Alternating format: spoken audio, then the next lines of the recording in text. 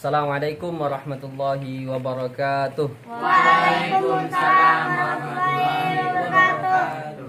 Alhamdulillah, assalatu wassalamu ala rasulillah wa ala alihi wa sahbihi wa mawalah. Puji syukur atas hadirat Allah, salawat dan salam ke haribaan Rasulullah sallallahu alaihi wasallam. Dengan lafaz Allahumma salli ala Sayyidina Muhammad wa ala ali Sayyidina Muhammad. Assalamu alayka ya Rasulullah. Assalamu alayka ya Nabi Allah. Itu panggilan untuk Rasulullah.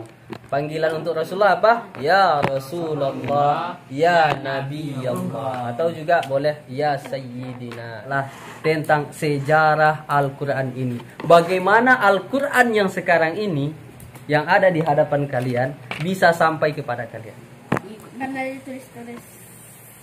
Kalau menurut dia kata ditulis-tulis. Oh, oke, pintar jawabannya.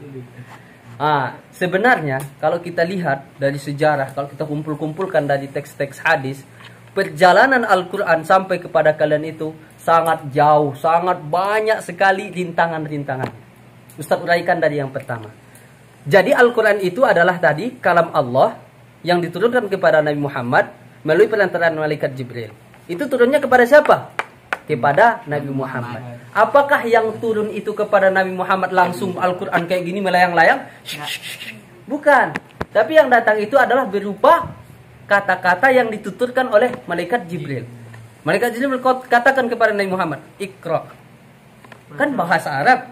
Dah. Setelah itu ayat Iqra bismillahirrahmanirrahim khalaq itu barulah itu ditulis oleh para sahabat. Rasulullah SAW ummi. Apa arti ummi? Tidak pandai baca tulis tuh. Nabi Muhammad tuh nggak bisa dia menulis Al-Quran tuh. Lalu siapa yang Rasulullah SAW suruh tuliskan? Sahabat-sahabatnya. Ada sahabatnya yang beliau suruh tulis. Ada yang bernama Umayyah. Nah, itu nanti Bani Umayyah kan? Siapa pendiri Bani Umayyah? Nah, itu dia. Umayyah. Ada juga penulisnya Ali bin Abi Thalib juga menulis. Zaid bin Thabit itu juga menulis Al-Quran yang diturunkan oleh Allah Subhanahu wa taala melalui perantaraan malaikat Jibril. Itu dituliskan oleh para sahabat. Apakah yang dituliskan oleh para sahabatnya itu langsung seperti ini, langsung kertas? Tidak. Enggak. Yang dituliskan oleh para sahabat karena ketika itu belum ada pulpen, belum ada kertas, yang ada apa? Yang ada batu, yang ada kulit-kulit kurma, yang ada kulit-kulit kambing, kan kulit-kulit binatang. Jadi yang dituliskan oleh para sahabat itu firman Allah itu langsung ke otak. Enggak. Masa bisa ditulis ke otak? Enggak lah. Ke otak itu kan dihafal. Dituliskan ke mana? Ke pelepah-pelepah kurma tadi. Ditulis ke pohon-pohon, ditulis ke batu-batu, dituliskan ke kulit-kulit binatang. Itu Al-Quran tuh. Awalnya dari Allah, kemudian kepada Nabi Muhammad, dari Nabi Muhammad kepada para sahabat dituliskannya di mana? Dituliskan di macam-macam tempat. Ada di pokok-pokok kayu, ada di binatang, kulit binatang, ada di batu-batu. Itu semua ayat-ayat Al-Quran. Dan turunnya Al-Quran itu kepada Nabi Muhammad bukan sekaligus. Bukan dari Alif Lam Mim Dzalikal Kitabul La Raiba Fihi sampai habis surah An-Nas. Bukan seperti itu. Tapi turunnya kepada Nabi Muhammad SAW bertahap. Berangsur-angsur. Ada riwayat yang mengatakan sebanyak 22 tahun, 2 bulan, 22 hari. Ada yang menggenapkannya selama 23 tahun. Itu proses Al-Quran itu turun kepada Nabi Muhammad. Lama enggak? Lama. Turunnya Al-Quran itu berangsur-angsur. Pertama kali turun ayat apa? Iqra bismi rabbikal ladzi khalaq. Cuma 5 ayat. Jangan fasjud waqtarib. Itu ayat terakhirnya enggak ikut. Waktu pertama kali turun. Pertama kali turun itu cuma 5 ayat. Kemudian ayat yang kemudian turun, ya ayyuhal muddatsir, surah apa itu? Al-Muddatsir. Begitulah ayat itu berangsur-angsur turun kepada Nabi Muhammad SAW. Dan turunnya tadi berapa lama? Lebih dari 22 tahun. Tapi kalau kalian mau ingat detail 22 tahun, 2 bulan, 22 hari boleh. Kalian genapkan 23 tahun boleh. Yang penting lebih dari 22 tahun. Karena Rasulullah SAW diangkat sebagai Rasul itu umur berapa? Umur 40 tahun. Rasulullah SAW di Mekah selama berapa?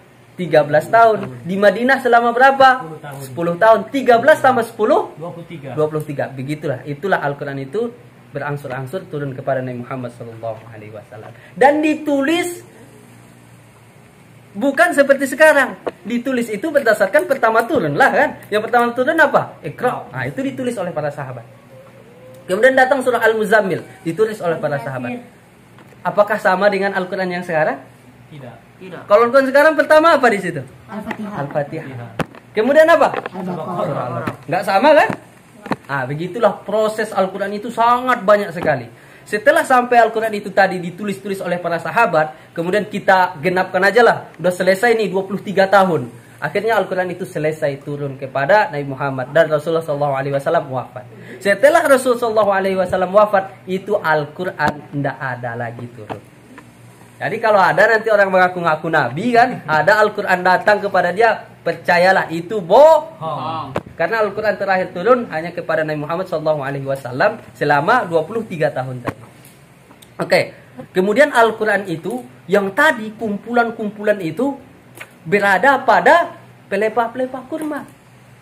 Yang banyak itu, yang 30 juz Al-Quran itu, semua tertulis di pelepah kurma ada yang tertulis di batu. Itu semua tersebar. Tidak satu tempat dia. Ada juga yang hanya ada di kepala para sahabat.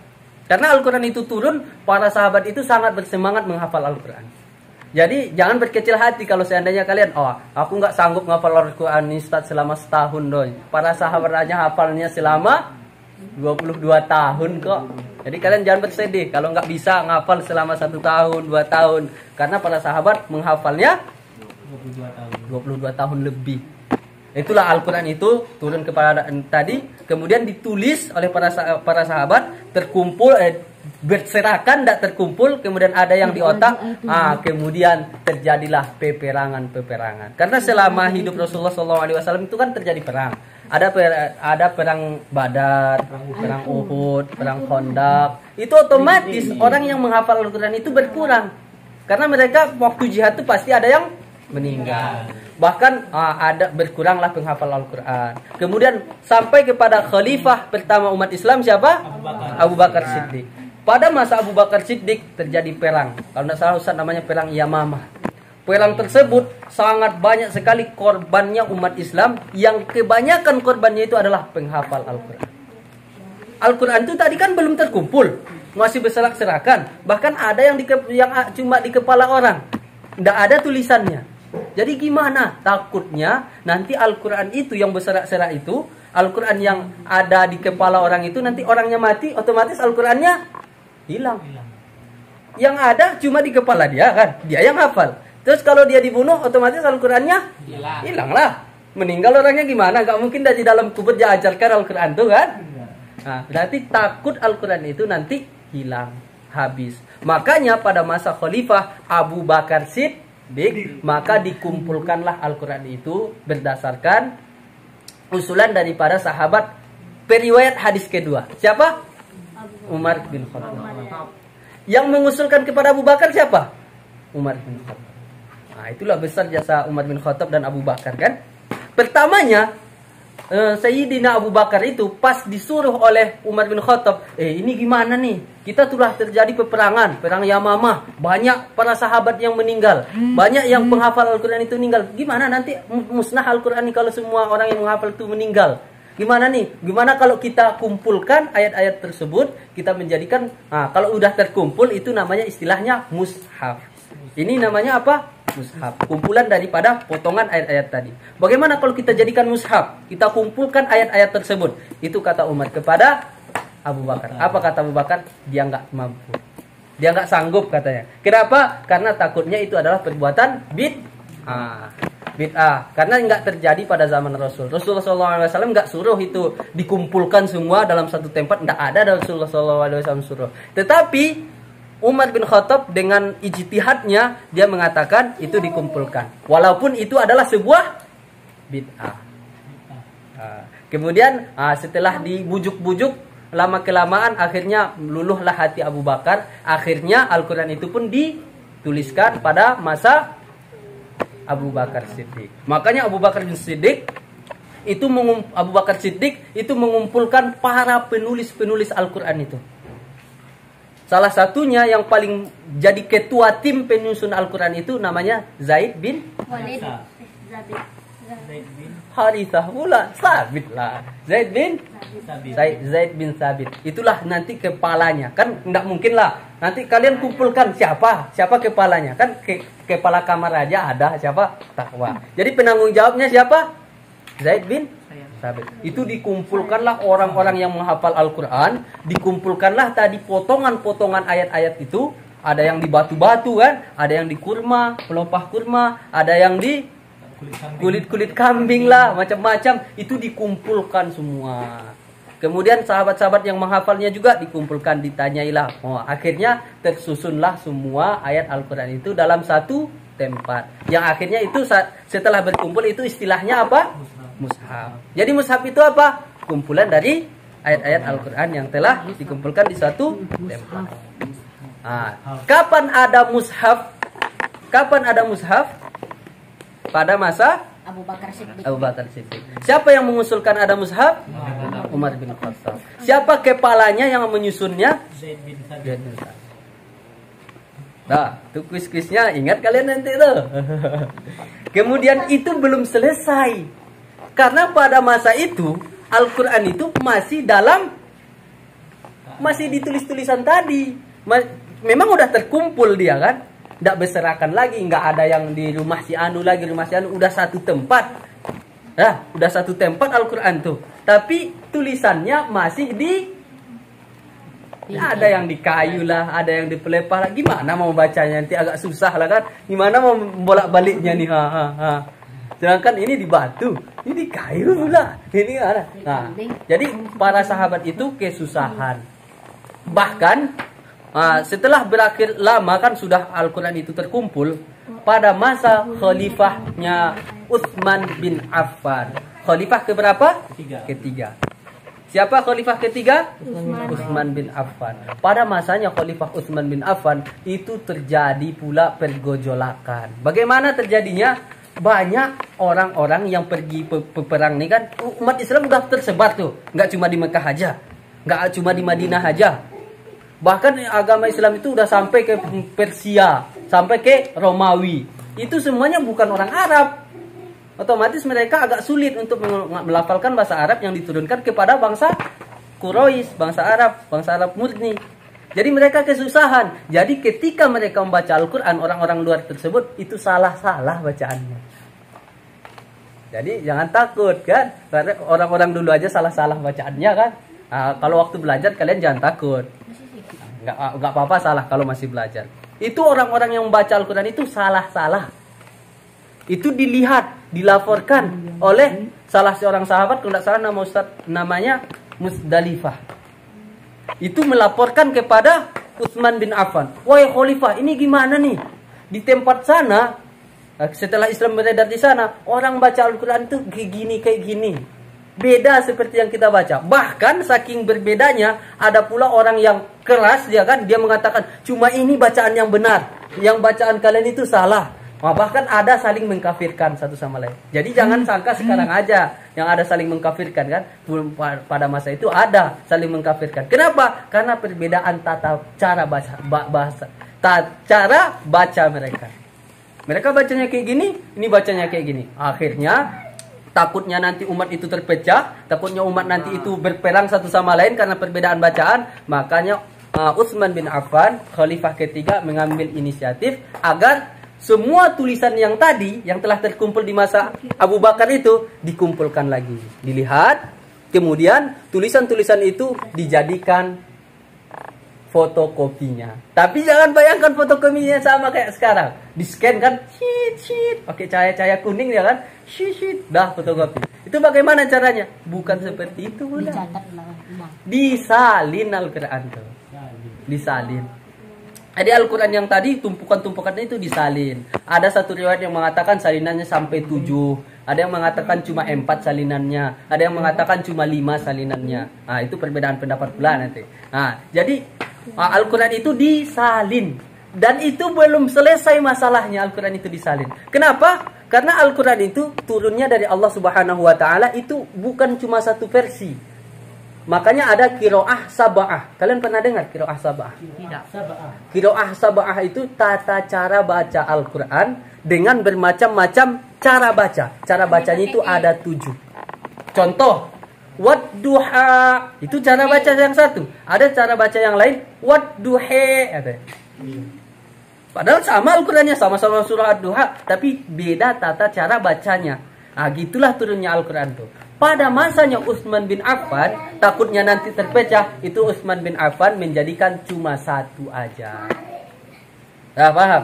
Pada masa Utsman bin Affan, itu yang 7 yang sebelumnya 7 cara baca Al-Quran itu dijadikan menjadi satu tata bahasa.